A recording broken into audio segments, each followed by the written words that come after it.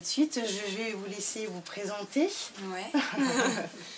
Du coup, moi, je m'appelle Cassandre Lambert, j'ai 23 ans et je suis autrice depuis 3 ans et demi maintenant. Autrice chez Didier Jeunesse. Donc, j'ai publié 5 romans. Donc, mes 2 premiers, L'Antidote Mortel, qui est une duologie de fantasy avec de la magie, donc à partir de 12 ans. Ensuite, j'ai publié donc les 2 tomes de l'Empire des femmes. Donc voilà. On va s'attarder un petit peu sur... Je ferai le... développer tout ce qui s'y passe. Et mon dernier, du coup, qui est sorti en novembre, là, c'est mon petit dernier, qui s'appelle Celle que je cherchais et qui est un contemporain qui se passe à Lyon. Donc voilà, la ville où j'ai grandi, où j'habite encore. Donc voilà. C'est vraiment un roman qui parle de maladie mentale, de précarité étudiante, de qu'est-ce que c'est d'être un jeune en 2023 et d'être étudiant et à quelles difficultés on doit faire face, etc. Enfin, il y a vraiment beaucoup de sujets qui me tenaient à cœur dans celui-là. Voilà, donc à côté, je suis aussi sur Instagram, je fais des chroniques littéraires donc depuis que je suis toute petite. Et je parle beaucoup de ma vie d'autrice, je partage des anecdotes sur mon métier au quotidien, voilà.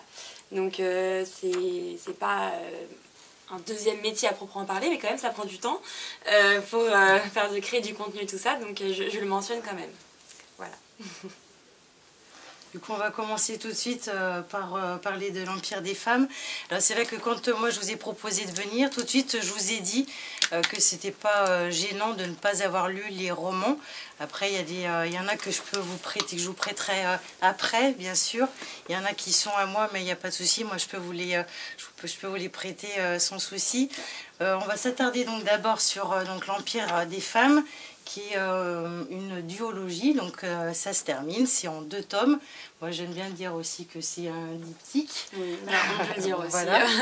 Et du coup je vais juste rappeler pour ceux et celles qui ne l'ont pas lu que le synopsis.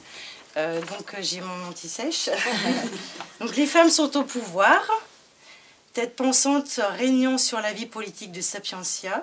Les hommes, eux, sont réduits à l'esclavage. Adonna, fille d'une femme puissante de Sapientia, a été enlevée et cachée sur Ténéros, qui est l'île des hommes. Prisonnière de ce territoire, elle découvre qu'elle est la pièce maîtresse d'un plan pour mettre fin à la domination des femmes. Hélios, son kidnappeur, retrouve enfin les siens. La libération des hommes va pouvoir commencer. Mais la révolution peut-elle se mettre en marche sans déclencher la guerre ? Bon résumé. Donc c'est une dystopie. Alors je rappelle ce que c'est une dystopie. C'est un récit de fiction qui décrit en fait un monde utopique assez sombre, qui donne même le vertige. Donc on en a d'autres, comme par exemple La Servante écarlate. Vous l'avez peut-être lu ou vu, puisqu'il y a eu il y a encore cette série en cours, n'est-ce pas? Ou aussi L'année de grâce. Et en fait, moi, ce que je trouvais intéressant, c'est que souvent, c'est des fictions où les femmes sont toujours opprimées, ou voilà, qu'elles sont vraiment, elles, réduites à l'esclavage. Et là, quand donc j'ai entendu parler de l'Empire des femmes, j'étais curieuse de me dire, mais comment ça va se passer, cette fiction où les femmes ont tout pouvoir? Vous expliquez à la fin du premier tome les raisons de votre inspiration venue après, on va dire, une expérience singulière. Est-ce que vous pouvez nous en parler? Oui.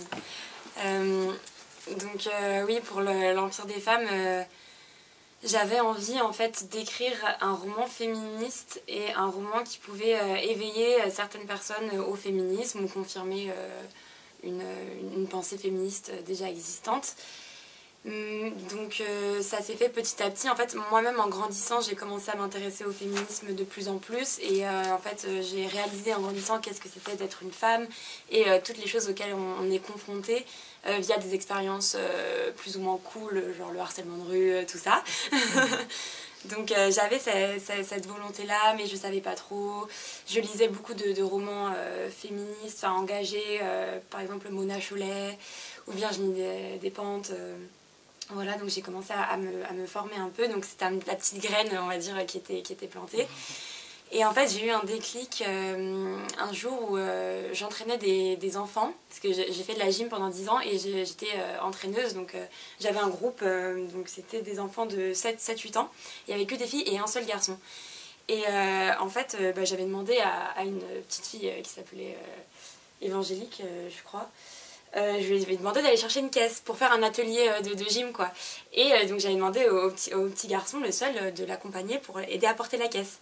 Et en fait, quand je me retourne, je vois donc la petite fille qui marche devant, toute fière, avec rien dans ses bras. Et je vois le garçon qui croule littéralement sous le poids de la caisse comme ça. Et je lui fais, mais Évangélique, qu'est-ce que tu fais? Pourquoi t'aides pas ton copain?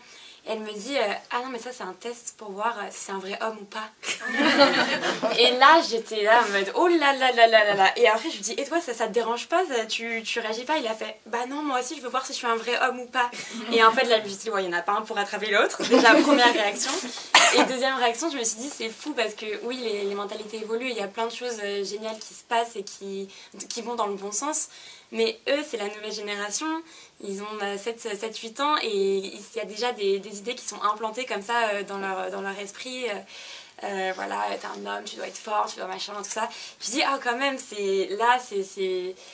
Enfin, ça m'avait un peu remué, quoi, tout ça. Donc là, je me suis dit, bon, ce roman qui me trotte un peu dans la tête, je vais l'écrire. C'est important, donc l'idée de base m'est venue comme ça.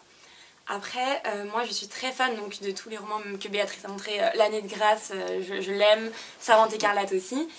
Et ils m'ont vachement inspirée pour écrire L'Empire des femmes. Mais c'est vrai que dans ces deux romans-là, la construction est un peu la même, c'est-à-dire c'est les femmes qui sont en position d'opprimées et qui luttent en fait pour gagner leurs droits et pour s'émanciper de cette société horrible avec elles. Et je me suis dit en fait que j'avais peur de faire une redite un peu, d'écrire un autre roman où voilà, c'est encore les femmes dans une position d'opprimée. Et je me suis dit, ce serait bien que j'innove un peu, que je fasse quelque chose d'un peu plus original. Et là, je me suis dit, mais si on faisait l'inverse en fait, si on imaginait une société où c'était les hommes qui étaient considérés comme le sexe inférieur et que voilà, ce soit vraiment admis dans les mœurs, dans toutes les couches de la société. Et là, je me suis dit, ah oui, il y a un truc à faire. Donc, l'Empire des femmes. Et voilà, après, il y a eu plein de réflexions aussi au niveau de l'univers. Dans cette société-là, les hommes, ils sont esclaves. Et en fait, parce que j'ai vraiment voulu me baser sur les clichés existants, c'est-à-dire les hommes sont plus forts. Donc oui, dans ce roman-là, oui, les hommes sont plus forts. Du coup, s'ils sont plus forts, ils sont destinés, en fait, à bêcher la terre, à faire les travaux manuels que personne ne veut faire. Et les femmes donnent la vie, donc en fait elles sont forcément... c'est elles les maîtresses de l'univers, quoi. Enfin voilà, je me suis basée sur ces clichés-là pour faire cette société. Et ensuite le tout est ancré dans un univers gréco-romain, parce que je me suis dit que c'était hyper visuel en fait, parce qu'à l'Antiquité, chaque famille riche avait un esclave, c'était ancré dans les mœurs. Et je me suis dit en fait, mettre mon récit dans l'Antiquité, ça allait être très visuel et ça allait en fait... le lecteur, dès qu'il pense Antiquité, il y a des images qui lui viennent. Et je me suis dit ce serait génial parce que j'aurais pas besoin d'inventer un univers complet. Voilà, me calquer un peu sur quelque chose d'existant. Donc voilà, ça a donné l'Empire des femmes. Ce roman est particulièrement ingénieux. Je vais vous expliquer pourquoi. Vous décrivez un monde irréaliste et pourtant il répond à une certaine logique. Ce que vous venez de nous expliquer. Vous dénoncez une forme de sexisme, vous posez les fondements du patriarcat pour ensuite renverser les rôles. Beaucoup de romans parlent des femmes opprimées, c'est ce qu'on disait tout à l'heure, mais cette duologie est tout le contraire. Vous réussissez à ressortir des pépites de misogynie que vous transcrivez à chaque début de chapitre. En fait, il y a un en-tête, on va dire, inspiré de véritables citations historiques ou littéraires. D'ailleurs, moi, je ne savais pas que dans le code de Napoléon, il était dit que toutes les femmes et les entrailles des femmes appartenaient aux hommes. Et en fait, à chaque en-tête, donc Cassandre Lambert reprend des citations très connues, d'ailleurs même entre autres on va dire d'Aristote. Aristote, grande source d'inspiration pour ce roman. J'ai redécouvert les choses et en fait à la fin, ce qui est bien, c'est que du coup à la fin il y a une note où c'est vraiment la vraie citation. Et on se dit, mais c'est pas possible, ce n'est pas vrai. Et du coup, c'est bien de l'avoir de l'avoir rajouté à la fin. Est-ce que dès le départ, vous aviez en tête justement de situer votre intrigue dans cette société matriarcale? Pas dès le départ, mais c'est vrai que dès que je me suis dit que je voulais un peu prendre le contre-pied de ce qui se faisait, j'ai imaginé cette société matriarcale. Et en tout cas, surtout en littérature ado, young adulte, j'avais jamais vu ça en fait. J'avais jamais vu une société où les femmes dominaient et les hommes étaient vraiment esclaves. Et donc là, une fois que j'avais ce postulat de base, je me suis dit je vais le développer. Et donc c'est quand même arrivé assez vite, quoi. Dès que j'ai eu cette idée-là, c'est parti. À la fin du tome 1, justement, de l'Empire des femmes, se trouve donc une note de l'autrice, dans laquelle vous expliquez justement les raisons de votre roman. Qu'est-ce qui vous a poussé à écrire cette note pour vous justifier, en fait, C'est vrai que j'ai écrit une note de fin donc à la fin du tome 1 et à la fin du tome 2 de l'Empire des femmes pour un peu revenir, expliquer la genèse, d'où m'est venue l'inspiration, etc. Et aussi clarifier peut-être certains propos parce que en fait c'est vrai que j'avais peur que mes propos soient peut-être déformés ou que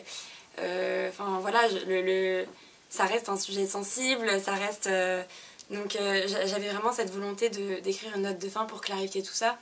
Mais après c'était vraiment une volonté de ma part, c'est pas mon éditrice qui m'a demandé de l'écrire. C'était vraiment moi je voulais un peu revenir sur tout ça, même ce que j'expliquais sur pourquoi un univers antiquité gréco-romain, pourquoi les citations en début de chapitre, tout ça, je trouvais ça intéressant en fait de revenir sur ça. Et j'ai eu ce besoin-là en fait de clarifier, alors que pour l'antidote mortel, j'ai pas fait de note de fin du tout, quoi. Mais là, je trouvais que c'était qu'il y en avait besoin en fait. Et voilà, je voulais pas que ce soit mal interprété, parce que quand on lit le titre L'Empire des femmes, on peut se dire ah mais en fait c'est une misandre, c'est une personne misandre qui déteste les hommes, voilà. Donc je voulais quand même, pour moi le propos du livre est clair, parce que cette société matriarcale elle est clairement dénoncée. Et on comprend très vite, même dans le résumé, on comprend que ça va être dénoncé et que... sur la couverture, il y a quand même marqué elle domine, ils sont esclaves, la révolte est en marche. Donc pour moi, on comprend en lisant ça que ça va être dénoncé. Mais c'est vrai que je voulais revenir un peu quand même pour détailler ça et voilà. Comment il a été accueilli, votre roman Empire des femmes ? Il a été plutôt bien accueilli. C'est ma duologie qui se vend le mieux, donc ça je suis contente parce qu'elle marche bien. Elle a vraiment un public large. Il y a beaucoup d'adultes qui découvrent, qui achètent l'Empire des femmes, qui le lisent et qui l'aiment beaucoup. Ça me fait trop plaisir, parce qu'avec l'Antidote mortel, j'avais pas beaucoup d'adultes qui se lançaient dedans, quoi. Et l'Empire des femmes, ça touche vraiment un public large, donc ça c'est génial. Et après j'ai de tout, hein. Il y a des personnes qui lisent le titre et elles sont là « Ouah, j'adore, ah ça c'est pour moi, c'est un livre pour moi ». Et à l'inverse, il y a certaines personnes qui lisent le titre et elles font « Ah mais qu'est-ce que c'est que ça encore un autre livre féministe, oh là là on en a marre de ces femmes qui veulent prendre le dessus sur les hommes, machin ». Donc j'ai vraiment des réactions opposées, quoi. Il y a un peu de tout, mais globalement il a été super bien accueilli et ça c'est génial. Et après c'est vrai que le titre il évoque quelque chose et il est là pour attirer l'attention, quoi. Vraiment. Et d'ailleurs pour l'anecdote, c'est pas le titre que j'avais écrit de base pour l'Empire des femmes. Moi je l'avais appelé Au nom de la mer. Parce qu'en fait dans ce roman la religion est très importante et c'est pas un dieu, c'est une déesse qui s'appelle la mer. Et du coup les personnages ils répètent régulièrement au cours du récit au nom de la mer, parce que toutes leurs actions elles sont faites au nom de la mer. Et donc je l'avais appelé comme ça, Au nom de la mer. Puis il y avait un petit côté poétique aussi qui me plaisait pas mal. Et mon éditrice n'était pas très convaincue par le titre. Et en fait, on l'avait testé sur des lectrices de 14-15 ans. Et on leur avait demandé en fait qu'est-ce que ça t'évoque quand tu lis Au nom de la mer. Et elle savait pas trop en fait. Elle disait la mère, c'est la maman. Enfin, elle n'arrivait pas trop à cerner le propos du livre avec le titre. Et donc c'est Michèle Moreau, qui est la directrice de Didier Jeunesse, qui a suggéré l'Empire des femmes. Et là, je me suis dit, ah ouais, l'Empire des femmes, c'est très... bah voilà, c'est très percutant et ouais, j'ai eu un moment d'adaptation et en fait je me suis dit mais c'est génial, enfin au bout d'un moment le livre ça parle de quoi? Ça parle d'un univers dominé par les femmes. Donc l'Empire des femmes, c'est bon, tu sais de quoi ça parle et en plus ça attire l'œil et en plus c'est impactant, donc pour moi c'est un titre génial parce que c'est ça qu'on veut en fait. Là, un titre et une couverture c'est censé attirer l'œil, c'est censé interroger, donc c'était parfait, ouais. Mais voilà, donc l'Empire des femmes n'était pas mon idée de base, mais j'aime beaucoup ce titre quand même, avec le recul. Est-ce que moi je trouve que cette votre duologie se termine quand même sur une fin ouverte. Est-ce que vous avez l'intention d'écrire un 3e tome? Alors j'ai eu l'intention, enfin passé un temps, je voulais écrire une suite, ouais. C'est vrai que je me suis pas lancée, j'ai pas écrit de suite. Parce que je suis restée 2 ans dans cet univers et j'avais aussi envie de...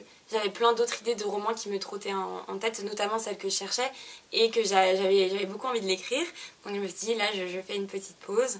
La saga, elle se clôture en 2 tomes, même si c'est une fin ouverte, ça se clôture, c'est indépendant. Et donc je me suis dit, je continue ma route, quoi. Il faut que je passe à autre chose. Mais c'est vrai que j'ai toujours cette idée qui me titille un peu l'esprit, quoi. J'ai envie d'écrire une suite ou même un spin-off, donc quelque chose qui se passerait avant. Voilà, j'ai plein d'idées autour de cet univers qui est super riche.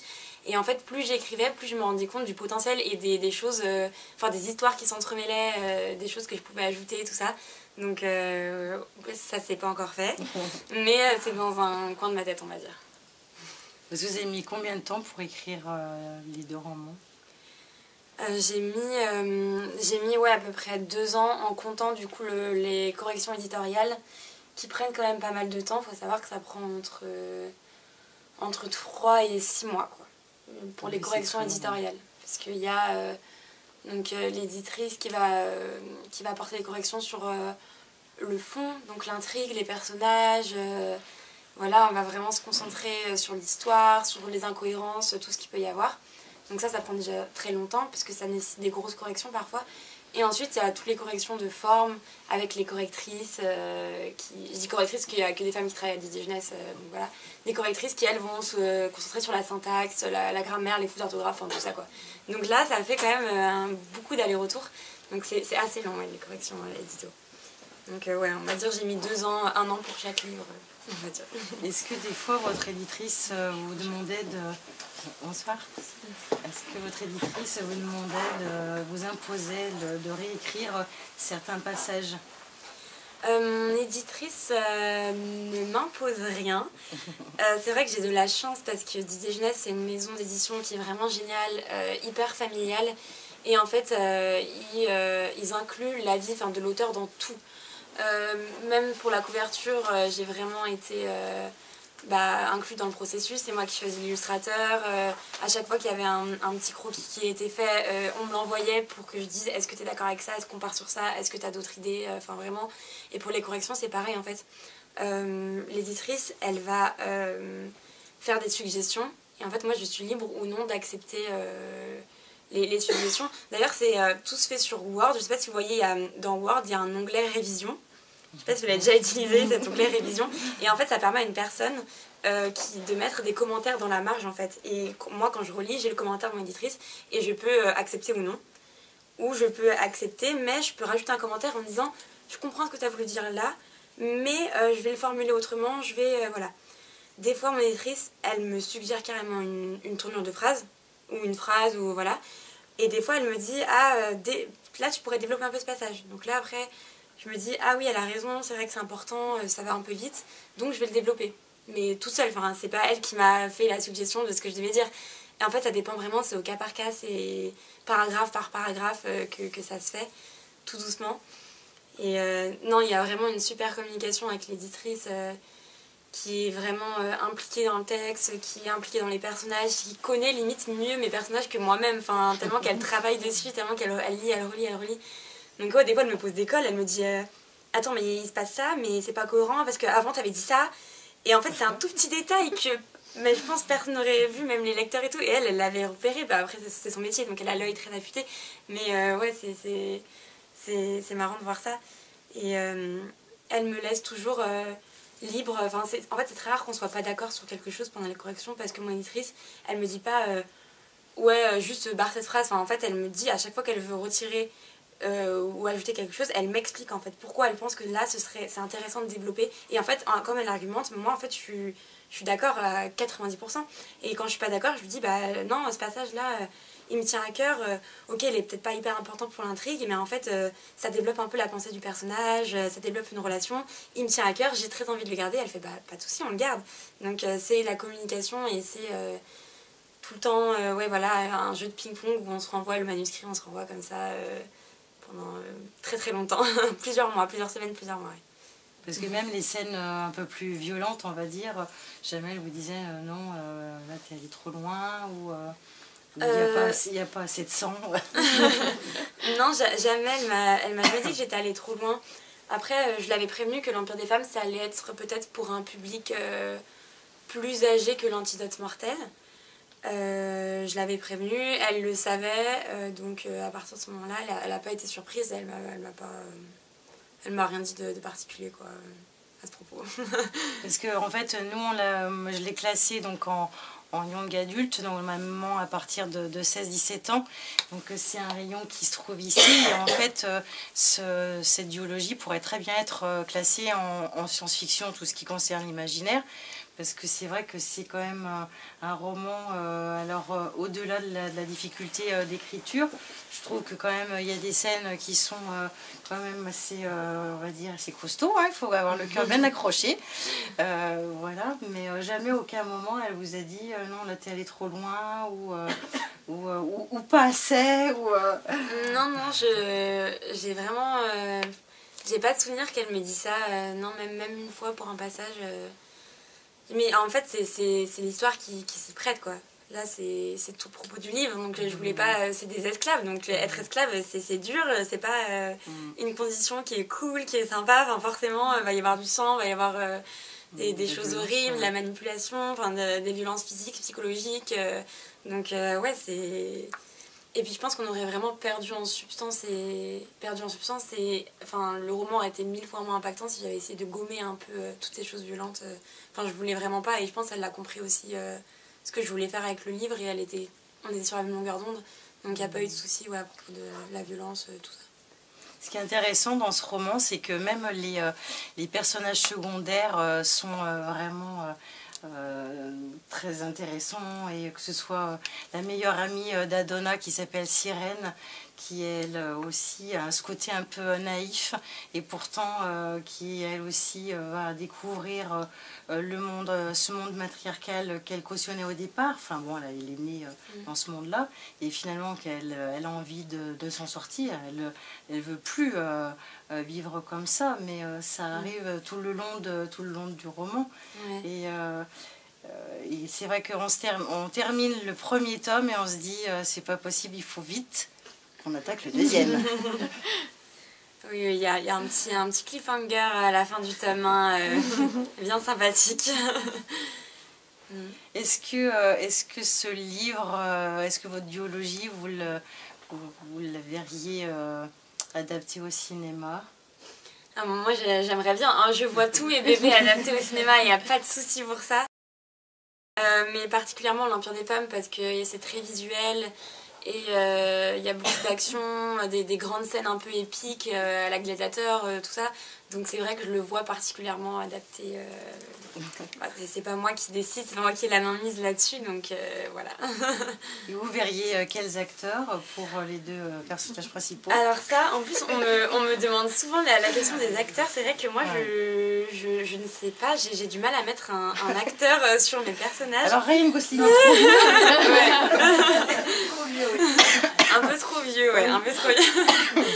Mais non, ouais, il y a beaucoup de collègues et auteurs et autrices qui travaillent en fait avec des visuels d'acteurs et d'actrices quand ils sont en train d'écrire. En fait, ça les aide à décrire leurs personnages et ils se basent sur ça. Mais c'est vrai que moi, je n'ai jamais eu cette envie-là et enfin, limite, ça me perturbe plus qu'autre chose. J'ai vraiment, j'imagine très précisément le personnage, mais je me fie pas aux acteurs, quoi. Donc là, je mets un joker, je n'ai pas la réponse à cette question. Mais c'est drôle parce que sur Instagram, parfois, il y a des lectrices et des lecteurs qui me font justement... pour Sirène, j'imagine telle actrice, pour Adonna, j'imagine telle actrice. Et c'est drôle en fait de voir aussi cette vision-là qu'ils ont des personnages. Donc ça, c'est toujours sympa à voir. Est-ce que vous avez des questions par rapport à ce roman en particulier? Puisqu'après, on va parler du dernier, de celle que je cherchais. N'hésitez pas si vous avez... il faut oser. J'ai pas de questions pour ma part, mais j'ai été très très très fan de cette duologie. Je voulais juste le dire parce que vraiment je trouve que il y avait eu l'Antidote mortel avant, si je me trompe pas. Ouais, c'est ça. Mais comme deuxième roman, je trouve ça incroyable, vraiment. Merci. Je vais vous féliciter parce que ouais. J'ai été très contente de l'acheter pour la bibliothèque de Saint-Chamond et de le proposer à plein de lecteurs et lectrices parce que ouais, sympa l'univers, enfin pour plonger déjà je trouve des lecteurs qui n'ont pas l'habitude d'être plongés dans de l'imaginaire, il faut que l'univers il soit quand même bien construit et pour le coup c'était vraiment le cas. Merci, ça fait trop plaisir. Merci beaucoup. D'autres questions? Moi j'ai une question bête, mais comment aussi jeune on écrive un roman, je parle du premier qui a été écrit, je comprends, mais qu'on cherche une éditrice puisque c'est une femme, comment ça se passe là, à ce moment-là? Comment l'idée elle vient de se dire bah oui, on va l'éditer, ça va être publié? Ça a été un processus qui était assez long, on va dire. Enfin, moi j'écris depuis toute petite, donc mon premier roman vraiment j'étais en CM2 quoi. Donc quand je l'écris, après c'était pas un roman 500 pages comme j'écris là, mais voilà, il y avait déjà cette envie-là, cette volonté d'écrire, et j'ai jamais arrêté. Et au collège, en 4e, j'avais écrit un autre roman, et je l'ai envoyé aux maisons d'édition, en 4e. Donc j'étais là, j'avais pas trop la notion de qu'est-ce qu'il fallait faire pour qu'un roman soit publié, la qualité, tout ça. Enfin, je l'ai envoyé vraiment avec toute la fougue de la jeunesse. Mais il faut connaître les maisons d'édition. Est-ce que vous avez été épaulée par quelqu'un? En fait, je lisais déjà beaucoup. J'ai commencé à beaucoup lire en 5e, 4e. Et en fait, j'ai envoyé aux maisons d'édition qui ont publié des romans que j'avais adorés. Donc vraiment, je me suis posée dans ma bibliothèque.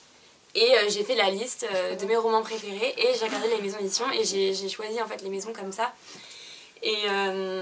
Et ouais, donc du coup en 4e j'ai eu que des refus.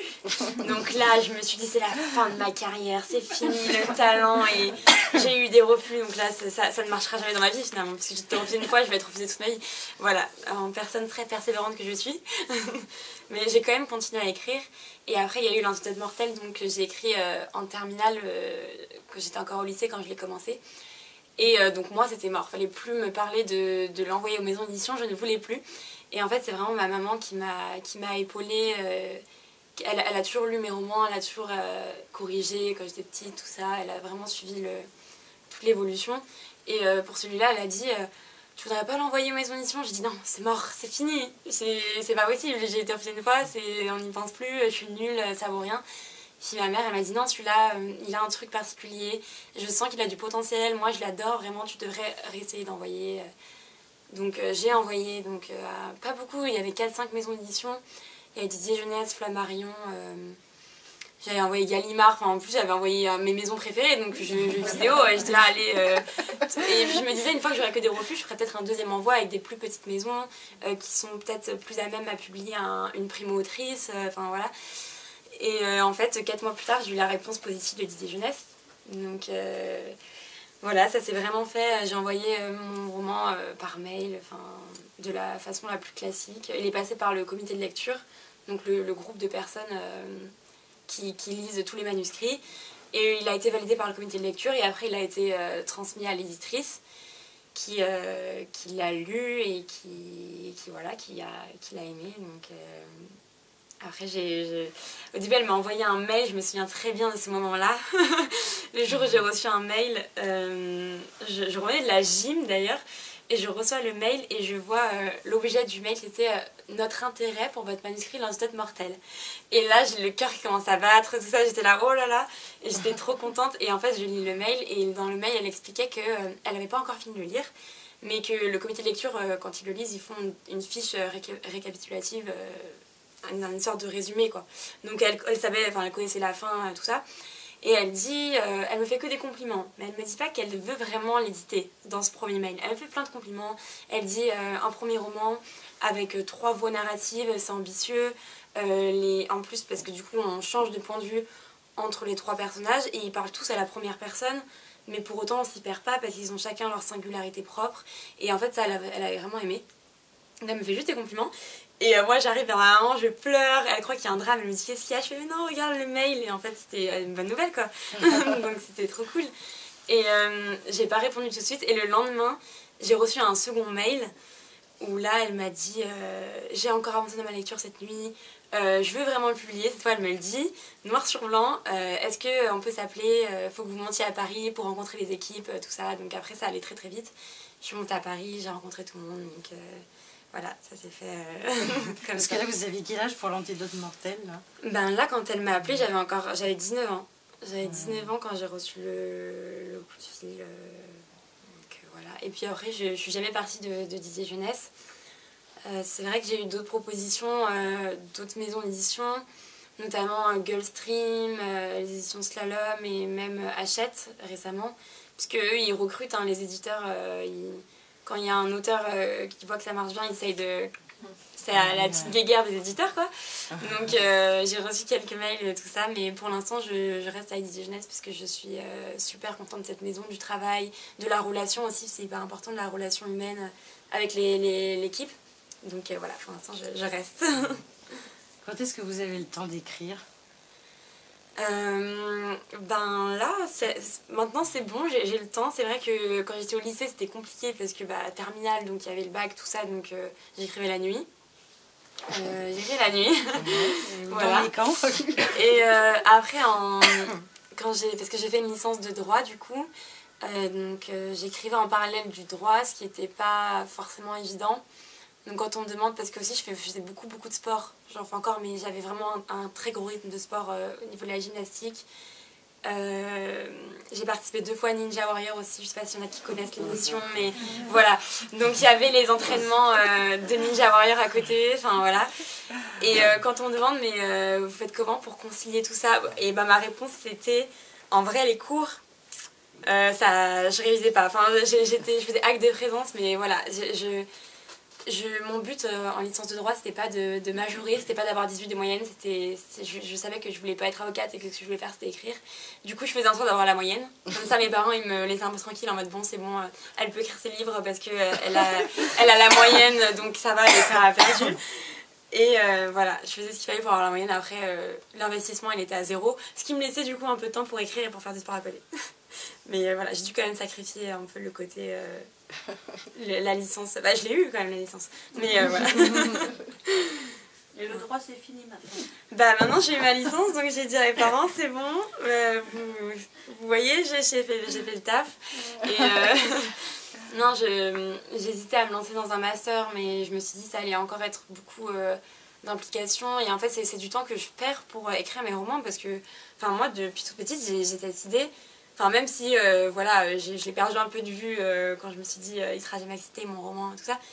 Depuis que le tome 1 de L'Antidote mortel est sorti, on va dire, je sais que c'est ça que je vais faire de ma vie et je vais continuer. Donc en fait, j'ai toujours cette idée, ouais, faire un master, mais en fait, là, je suis lancée, j'en suis à 5 romans, ça marche plutôt bien, et c'est au début qu'il faut trouver son public et qu'il faut fidéliser son public, et donc c'est là qu'il faut agir, c'est pas dans 5 ans, dans 10 ans. Donc, non, j'ai pas fait de master. Voilà, je fais que écrire, et du coup là j'ai du temps quoi. Là j'ai du temps, c'est bien. Bon, après j'arrête de poser des questions, juste la dernière. Vous dites manuscrit, Pourtant, c'est sous forme, c'est des fichiers web. Oui, ouais, c'est Mais des on fichiers dit web. encore manuscrit. Ouais, on l'utilise pour en gros un livre qui n'a pas reçu de correction encore. Le premier jet, donc vraiment, j'ai l'habitude de dire manuscrit, entre auteurs, je sais qu'on l'appelle comme ça, mais oui, c'est sur Word, carrément. Et je connais quelques auteurs qui écrivent encore papier, mais ils sont rares. Et quel est votre lectorat?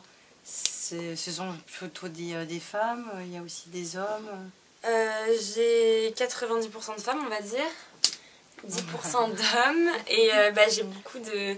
En fait, j'ai des lecteurs, ça commence à 8 ans, pour les petits qui sont très bons lecteurs, qui dévorent, par exemple, qui ont lu tous les Harry Potter, tout ça. Et en fait, l'Antidote Mortel, ils adorent, parce que il y a le côté magie, il y a le côté aventure, et oui, c'est un gros bouquin, quand même, il fait 550 pages, mais en fait, c'est des petits chapitres avec beaucoup d'action, et quand c'est même des très jeunes lecteurs, s'ils ils ont une fluidité de lecture, en fait, ça leur convient super bien.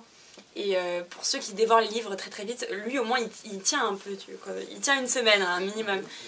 Donc ouais, ça va de 8 ans à on va dire, je sais pas, il n'y a pas de limite après. Merci. Mais principalement, ça reste des ados, on va dire, entre 12 et 25 ans. Bon, après 25 ans, j'ai plus vraiment très ado, mais ouais, de 12 à 25 ans, c'est la majorité, quoi. Mais après, j'ai de tout. Mais oui, parce que ici, il y a des dames de plus de 60 ans, de plus de 60 ans qui ont déjà lu vos ouvrages, vos romans. Qu'est-ce qu'il faut dire, c'est dur. Voilà, donc ça va même au-delà de 25 ans. Oui. Quel est l'auteur qui vous a poussé à écrire? J'en ai beaucoup qui m'ont poussé à écrire, mais en fait pas vraiment à écrire finalement, parce que j'ai commencé à écrire, j'étais en CM2 comme je disais tout à l'heure, et j'étais pas forcément une très grande lectrice. À l'époque, je lisais un petit peu beaucoup de bandes dessinées, mais voilà, je dévorais pas les livres non plus. J'avais déjà cette volonté d'écrire, alors que même je lisais pas beaucoup. Et c'est après, au collège, quand j'ai découvert Hunger Games, donc, qui est écrit par Susan Collins, et puis tout le grand courant dystopique, donc le labyrinthe, Divergente, où là, j'ai découvert vraiment, il y a une porte qui s'est ouverte, et j'étais en mode, waouh, c'est ça la lecture. Et ça m'a encore plus poussée à continuer l'écriture. Mais donc la volonté d'écrire était quand même là avant, finalement. Mais oui, après, il y a beaucoup d'auteurs et d'autrices, je pense notamment à Pierre Bottero, voilà, un grand auteur français de fantasy. Vraiment, j'ai adoré tous ses romans. J'étais très très fan je le suis encore, de Victor Dixon, qui écrit de la science-fiction, de la fantasy aussi. Il n'a pas écrit de contemporain, non. Il est dans l'imaginaire, donc c'est un auteur français aussi. Et oui, après, en fait, c'est plus des romans que des auteurs. Il y a des romans qui me marquent comme ça. Par exemple, John Green. John Green, du coup, c'est un mauvais exemple parce que tous ces romans m'ont marqué. Mais Qui es-tu, Alaska, c'est vraiment un roman, un contemporain qui m'a beaucoup inspirée pour écrire celle que je cherchais. Et donc voilà, c'est des petites.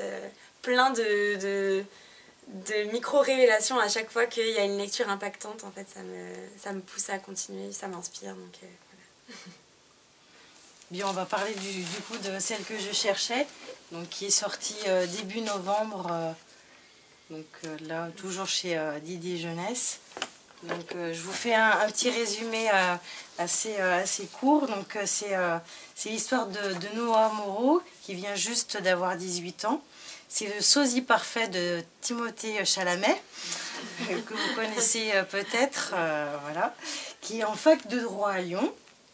Et il croise Armel, qui est tout ce qu'il n'est pas. Il va en tomber amoureux et ça va être le début de ses ennuis. Donc lui est plutôt anxieux et paumé, il a été harcelé au collège, on le sait assez rapidement.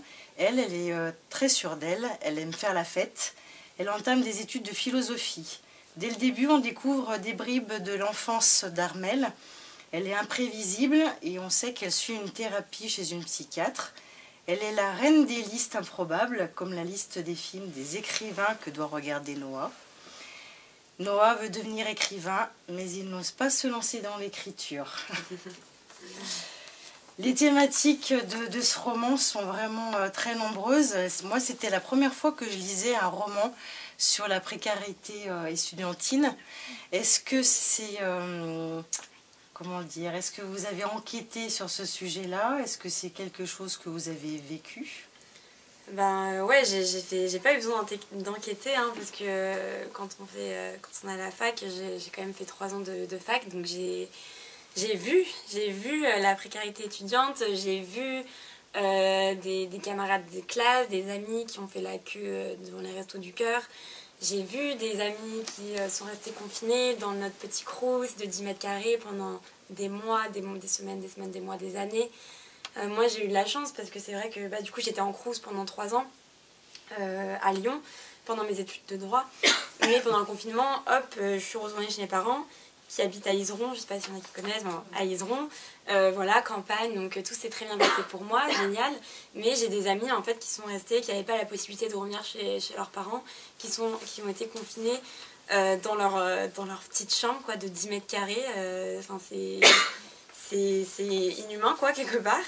Et donc j'ai vu les galères, j'ai vu les étudiants qui commençaient à tomber en dépression parce que voilà, surtout en droit, des études qui sont très prenantes, qui demandent beaucoup de travail. Bon, moi, voilà, j'étais pas impliquée, mais pour les élèves qui voulaient s'impliquer et qui voulaient poursuivre là-dedans, qui travaillaient énormément et qui en plus devaient faire des petits boulots le week-end, le soir, en plus de tout ça, qui avaient des galères pas possibles, qui couraient après l'argent, enfin... Ouais, toute cette vision-là qui m'a un peu marquée, j'avoue, mais c'est surtout avec le Covid. Je pense qu'il y a eu un avant et un après pour les jeunes et l'impact aussi que ça a eu. Je détaille pas cet impact-là dans celle que je cherchais. En gros, Noah, il a 18 ans, il rentre en première année de droit, donc on comprend que lui, le Covid, c'était avant, c'était pendant qu'il était au lycée, mais c'est pas traité dans le bouquin, mais ça m'a quand même inspirée pour parler en fait de la détresse étudiante et de l'isolement qu'on peut ressentir quand voilà en fait t'as 18 ans et tu quittes tes parents pour la première fois, t'apprends à vivre tout seul dans des conditions qui sont parfois pas top et en fait c'est dur et personne m'avait prévenu, personne nous prévient que c'est en fait il y a des galères qu'on va vivre, on va être confronté à des choses qui sont vraiment pas cool. Parfois ça se passe bien, parfois ça se passe pas bien et ça me tenait vraiment à cœur d'en parler, de détailler ça et ouais, surtout là, je vois encore plus les conséquences que le confinement et le Covid a eu chez les jeunes. Et en fait, on a un peu balayé ça en mode c'est fini. Mais les traces et l'impact que ça a eu, franchement, c'est pas toujours hyper facile, quoi. Et dans le roman, d'ailleurs, je parle il y a une scène assez difficile où en fait, donc, Noah est dans sa résidence Crous et il y a une fille donc, de l'étage au-dessus qui se défenestre et qui décède. Et en fait, ça, j'ai rien inventé. Ça s'est passé dans la résidence d'une de mes amies à Villeurbanne. Voilà, donc elle s'est défenestrée. Et dans ma propre résidence, il y a un étudiant aussi qui s'est immolé juste devant le Crous, donc à Garibaldi. Et voilà, c'est des choses comme ça qu'on vit. Et, la détresse étudiante, c'est... Voilà. Et pour moi, c'était hyper important d'en parler parce qu'on n'en parle pas assez, je trouve, en littérature générale ou même en littérature jeunesse.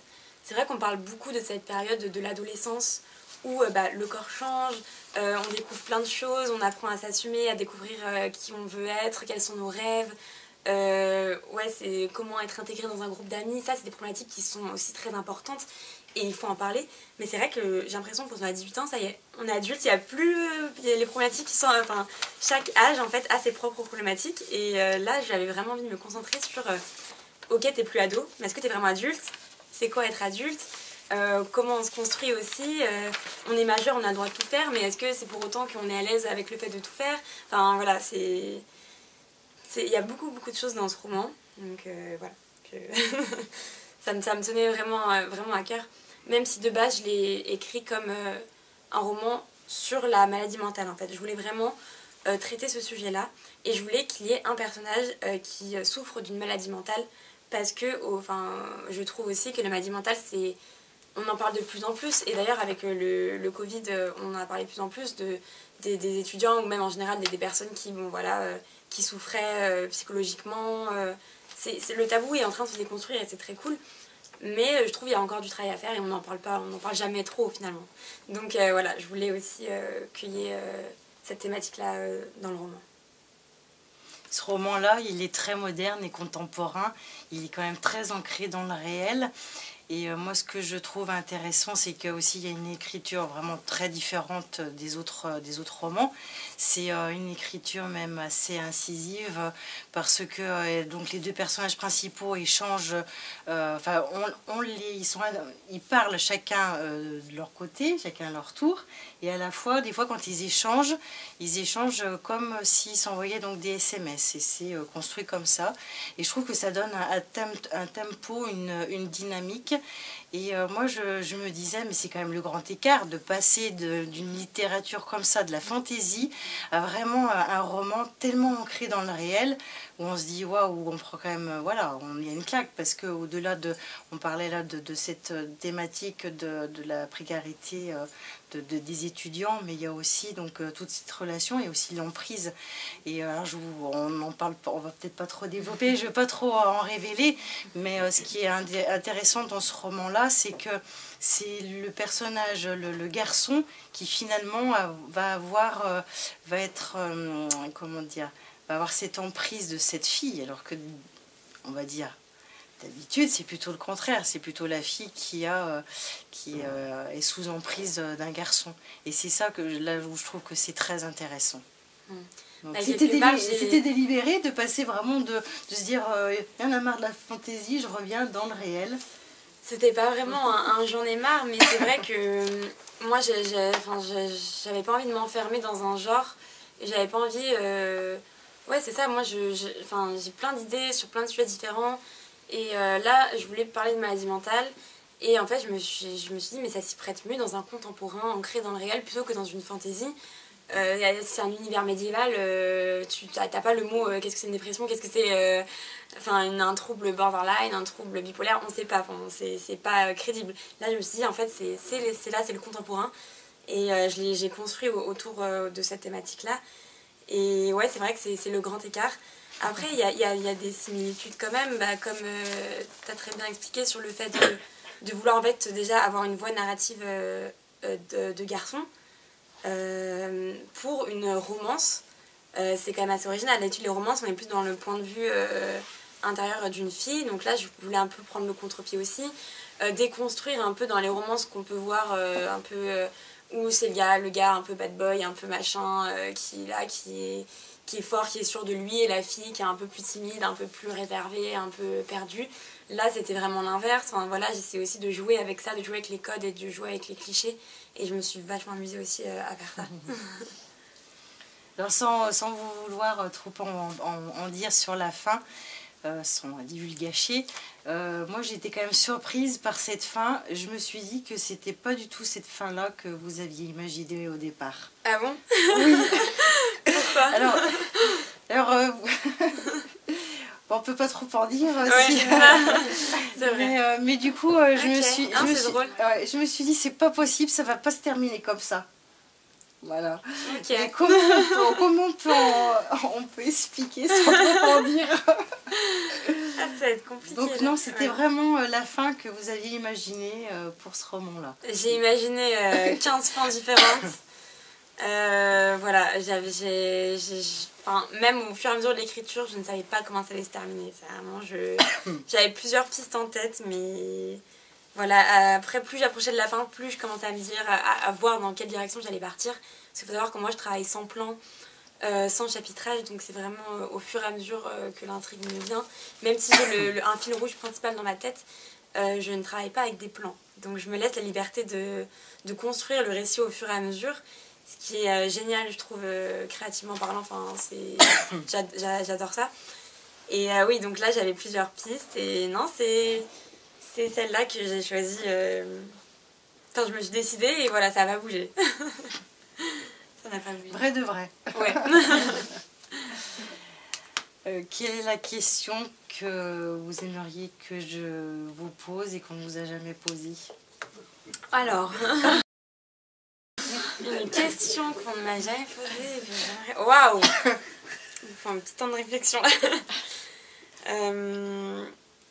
Oui, parce qu'il faut savoir que Cassandre Lambert intervient depuis déjà de nombreuses années donc, dans des médiathèques. Hélas, on n'a pas l'exclusivité ce soir, mais elle intervient aussi dans des collèges et des lycées. Et du coup, je me suis dit que ça pouvait être intéressant de savoir quelle est la question. Parce que bon, là ce soir, je pense qu'on vous a posé des questions que vous aviez déjà entendues de nombreuses fois. Ouais, mais c'est toujours différent, même dans la formulation, il y a toujours des choses... Enfin, d'une intervention à l'autre, c'est toujours... ça se passe jamais pareil, donc moi, ça me va très bien. Mais ouais, là, je ne sais pas... je ne sais pas. En plus, du coup, j'ai des idées de questions que je déteste qu'on me pose. Genre, quand on me demande quel est le livre préféré que vous avez écrit, j'aime pas qu'on me pose cette question. C'est comme si on me demande de choisir on me demande pas de choisir entre mes bébés, quoi. Non, je sais pas du tout. Je sais pas du tout. Faudrait que...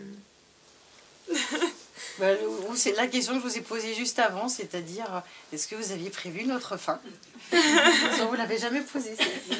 Non, oui, c'est vrai, on me l'avait jamais posée. On me l'avait jamais posée. Et, ouais. Non, ouais. Les fins... C'est vrai qu'à chaque fois, quand j'explique que je travaille sans plan, ça surprend un peu. Mais on est vraiment deux teams dans les auteurs. Il y a les auteurs, on appelle ça jardiniers, en mode on plante une graine et on attend de voir ce qui pousse. Et les auteurs architectes qui sont là dès le début avec un plan très détaillé, qui ont une idée, des fiches personnages, beaucoup de documentés, tout ça. Donc voilà, moi je suis team jardinière à 100%, du début à la fin. Moi, le personnage que je préfère dans celle que je cherchais, je crois que c'est quand même le personnage du beau-père, parce qu'on se dit, mais comment ça se fait, pourquoi il est là? Et en fait, là, on sent qu'il est là, il soutient Armelle. Et au départ, il tarde un peu à arriver dans l'intrigue. Et quand il est là, il est vraiment présent et sans dire, voilà, sans trop en révéler, c'est quand même un personnage très important pour Armelle. Ouais.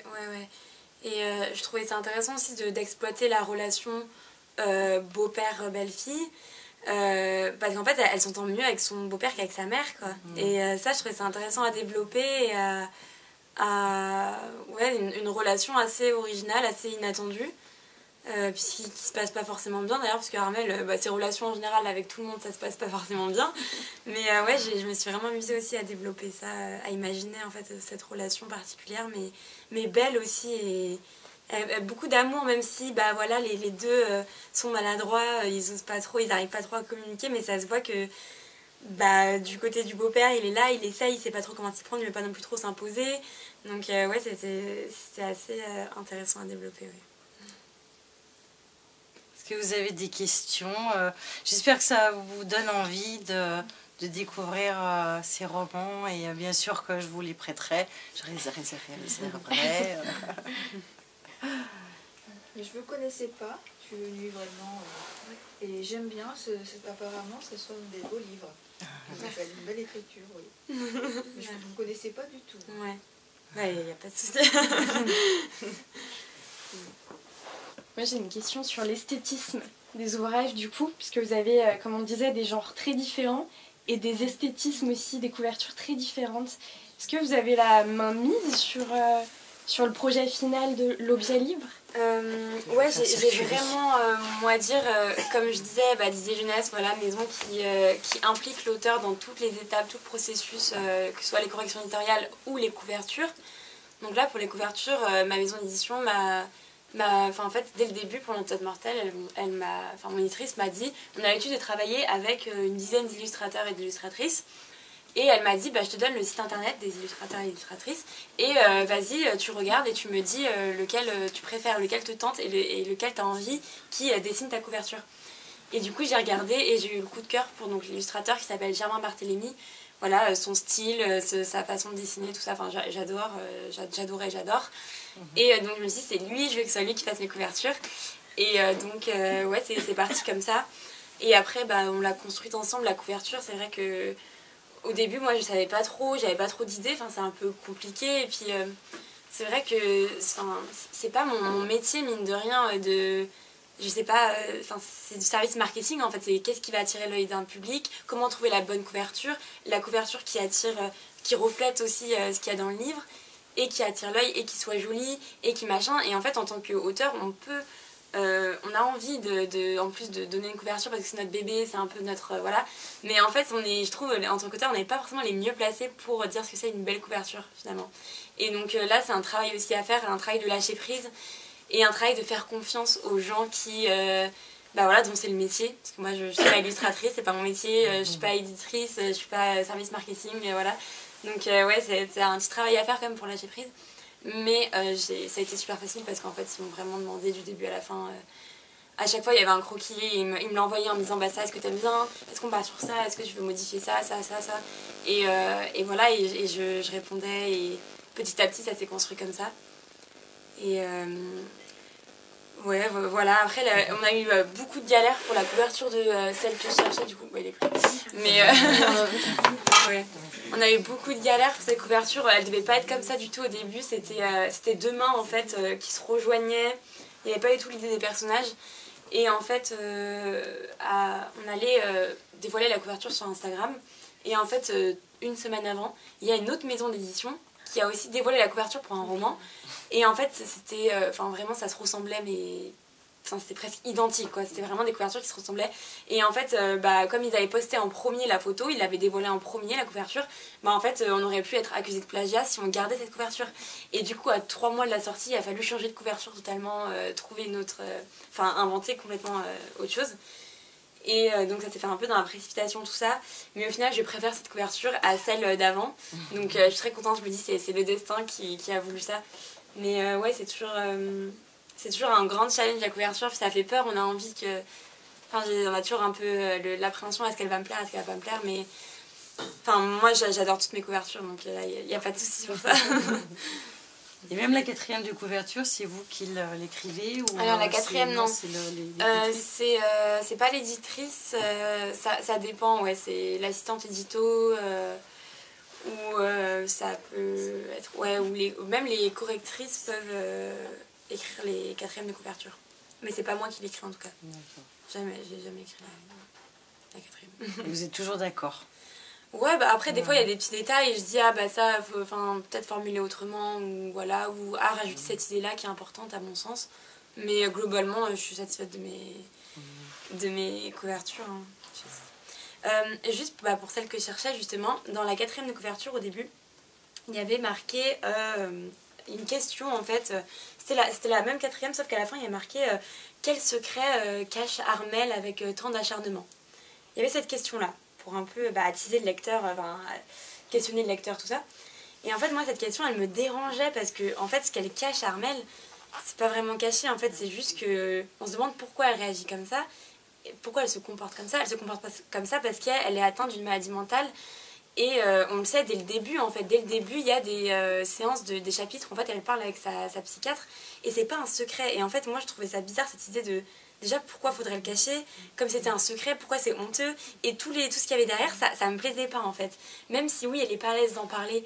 C'est un peu un truc, elle a un peu honte. Mais je voulais pas que la couverture aille dans ce sens, quoi. Disent, elle cache un truc.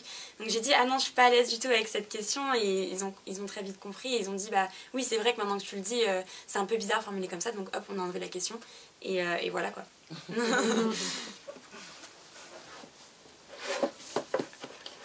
Est-ce que le fameux livre de 4e, vous l'avez fait lire à Didier Jeunesse, est-ce qu'ils l'avaient eu en premier envoi? Non, ils l'ont pas eu en premier envoi. Je connaissais pas encore Didier Jeunesse à l'époque, donc je leur avais pas envoyé. Et ils l'ont pas lu, non. Ils ont pas lu. Il est dans un coin, il reste... Il est dans mon tiroir à manuscrits, c'est plutôt une commode à manuscrits, où j'ai... Et il parlait de quoi celui-ci? Alors celui-là, c'était l'histoire d'une fille qui mourait d'un accident de voiture avec sa meilleure amie dès le début. Et en fait, elle allait dans l'au-delà. Et j'expliquais en fait ce qui se passait après la mort. Voilà, le postulat de base, c'était ça. Donc gros programme, gros projet, grosse ambition. Oui. Donc voilà, il y avait beaucoup d'aventures et tout ça. C'était ça de base, ouais. c'est vrai, on me pose pas beaucoup de questions sur celui-là, sur celui que j'ai écrit en 4e. Non, il est un peu oublié, j'en parle en mode, mais il est dans le tiroir, quoi, il sort pas. Peut-être que vous le reprendrez un jour. En fait, l'idée de base est cool, hein, mais à ce niveau-là, faut pas le reprendre, faut le réécrire, quoi. Donc, je suis plus partante pour développer des idées. En fait, j'ai plein d'idées, j'ai un petit répertoire. Comme les répertoires où on note les numéros de téléphone, normalement. Bah, c'est un répertoire, sauf c'est un répertoire à idées, où je note toutes mes idées. Il est rempli, du coup, je préfère me concentrer, développer de nouvelles idées plutôt que reprendre un truc que j'ai fait en 4e. Ouais. Après, pourquoi pas, hein, je me ferme pas la porte. Si j'ai envie de le réécrire un jour, je le ferai, mais c'est pas dans les plans, en tout cas, pour l'instant. Et elle vous vient d'où, cette idée, dans le roman, celle que je cherchais, l'encyclopédie de mots intraduisibles entre Dario, le meilleur ami de Noah, et donc Noah. Si je trouvais ça vraiment trop bien. C'est vrai que en tant qu'autrice, j'ai toujours eu une sensibilité aux mots. Et des fois, je trouve des mots très beaux. J'adore découvrir de nouveaux mots avec une nouvelle définition. Enfin, je sais pas, ça me fait kiffer vraiment. J'aime trop ça. Et j'ai découvert, en fait, je sais plus trop quand. Je sais pas si ça devait être sur Internet, sur Instagram, je sais plus. En fait, un mot qui n'avait pas d'équivalence en français, donc un mot intraduisible qui exprimait une idée qu'on a tous ressenti toujours, mais en fait on n'arrivait pas à mettre le mot dessus parce que le mot n'existe pas en français. Et j'ai commencé à développer une fascination, une obsession pour ces mots intraduisibles. Je me dis mais l'idée elle est géniale et en fait ça t'ouvre une porte de plein de concepts en fait qui sont un peu flous, intangibles comme ça, alors qu'en fait ils ont une vraie définition, ils sont ancrés dans d'autres langues et je trouvais ça ouf et du coup, ça s'y prêtait bien comme Noah dans le bouquin, écrivain aussi, donc il a une sensibilité des mots comme moi, bon, voilà. Donc je me suis dit, je vais développer ça, et en fait, le concept est venu de là, quoi. C'était vraiment un truc que j'aimais personnellement, et que j'ai voulu intégrer dans le récit. Donc ouais. Non, j'adore les mots. J'ai ma propre encyclopédie des mots intraduisibles chez moi, à la maison. Et je savais pas que, par exemple... il y avait plusieurs mots qui voulaient dire l'amour qu'on porte à un ou une amie, l'amour qui va nous perdre, l'amour passionnel, l'amour... Ouais. Il y a plein de mots comme ça. Et... d'ailleurs, c'est dans la version collector de celle que je cherchais, parce que du coup, il y a une version brochée. Donc c'est celle qu'on a là. D'accord. Et la version collector, donc cartonnée, voilà. Et dans cette version collector, il y a un chapitre bonus. Et à la fin, il y a l'encyclopédie des mots intraduisibles. Donc en fait, tous les mots avec leur définition qu'on retrouve à la fin. Parce que moi, je les ai notés. Moi. Oui, voilà. Il y a l'option, on note les mots au fur et à mesure pour s'en souvenir. Et dans la version collector, ils sont tous regroupés à la fin. Et avec d'autres mots aussi que j'ai pas forcément pu caler dans le récit, mais qui me plaisaient particulièrement. Et du coup, je les ai mis à la fin. Je les ai mis à la fin. Parce qu'il y a donc celle que je cherchais, mais en mode collector alors. Ouais, c'est ça. Et on a fait 2 tirages. Ouais. C'était la première fois que Disney Jeunesse faisait un collector. Donc avec une couverture hardback rigide. C'est super à la mode en ce moment. Enfin, c'est importé des États-Unis, enfin même en Angleterre. Et là maintenant, ça se fait de plus en plus. Et du coup, ils ont voulu un peu surfer sur la mode, on va dire. Ils ont raison. Hein. Donc on a fait un tirage, broché, un tirage relié. Donc voilà. Mais on voulait quand même que du coup le relié est plus cher parce qu'il y a une couverture cartonnée. Mais en fait, Mélanie, donc mon éditrice, voulait qu'il y ait une vraie plus-value en fait, à acheter le collector. Pas juste mettre 4 € de plus pour une couverture cartonnée. Et elle m'a dit que ce serait pas mal qu'il y ait une plus-value et qu'il y ait des chapitres bonus en fait. Et donc dans la version collector, il y a un épilogue qui se passe 1 an après. Un épilogue. Il y a un épilogue et des petits bonus, quoi. Il y a des bonus. Il y a une autre fin. Il y a une autre fin. Voilà, parce que moi j'ai acheté donc l'antidote mortel, mais moi je les ai eu qu'en poche. Et quand même je me dis que voilà, ils sont sortis en poche quand même. Ouais, Donc, ouais la version poche, ouais, ça s'est fait... Et pour des poches, je trouve qu'ils sont plutôt jolis. Ouais. au niveau des- Ils ont voulu, on a dû négocier hein, pour garder le Ouais. brillant. Ouais. Parce que forcément ça coûte cher à imprimer le brillant et ils voulaient pas... Parce que du coup j'ai une deuxième éditrice. J'ai l'éditrice donc chez Livre de Poche. En plus de l'éditrice chez Disney Jeunesse, parce que Livre de Poche, ça appartient au groupe Hachette comme Disney Jeunesse, sauf que c'est une maison d'édition à part entière. Et qui en fait achète les droits des romans grand format pour les mettre en petit format. Et en fait, bon, j'ai pas trop de contact avec cette éditrice parce que du coup, on fait pas un travail éditorial. On se contente, enfin, elle se contente d'acheter les droits et de sortir le poche. Et c'est pas réécrit, quoi. À part s'il y a des petites coquilles, des fois, qui sont glissées dans le grand format, qui n'ont pas été corrigées pendant la réimpression. Là, elle va faire des petites modifications. Je sais pas s'il y a vraiment une petite coquille, elle va le corriger. Mais en fait, c'est tout ce qu'elle va faire sur le bouquin en soi. Elle va pas apporter de retouches. Donc j'ai pas trop de contact avec cette éditrice là, mais juste pour le truc des couvertures, moi j'étais là, on garde le brillant. J'ai dû un peu négocier pour parce que c'est trop dommage, enfin, c'est joli donc faut le garder sur la version poche quoi. Et non, je suis très contente aussi qu'il soit sorti en poche parce que mine de rien ça reste une consécration et ça, en fait il est accessible à tout un tas de personnes qui n'avaient pas forcément les moyens de mettre 18 € dans un roman en fait. Donc là, c'est trop cool. Et même quand je fais des interventions scolaires, parfois les professeurs choisissent l'antidote mortel à faire étudier à leurs élèves parce que du coup c'est de la fantaisie et en 4e il y a fantaisie au programme. Et pareil, le féminisme c'est au programme des secondes. Donc parfois l'Empire des femmes est étudié dans le cursus scolaire, donc ils ont vraiment lu, étudié avec leurs profs, tout ça. Et en fait, comme maintenant qu'il est sorti en poche, ils ont parfois le budget pour acheter un exemplaire à chaque élève. Ça, c'est trop cool aussi.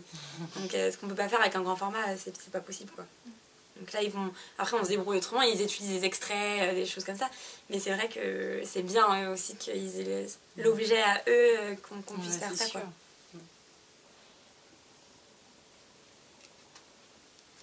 Est-ce que c'est trop confidentiel de vous demander quels sont vos futurs projets ? Est-ce que ça va être des ouvrages plus ancrés dans la réalité ou plus tournés vers l'imaginaire ? Alors, le prochain, là, ce que je suis en train d'écrire, c'est une réécriture mythologique. Ok. Donc, réécriture mythologique, donc il y a un côté, ça reste de l'imaginaire, mais il faut quand même être fidèle au mythe.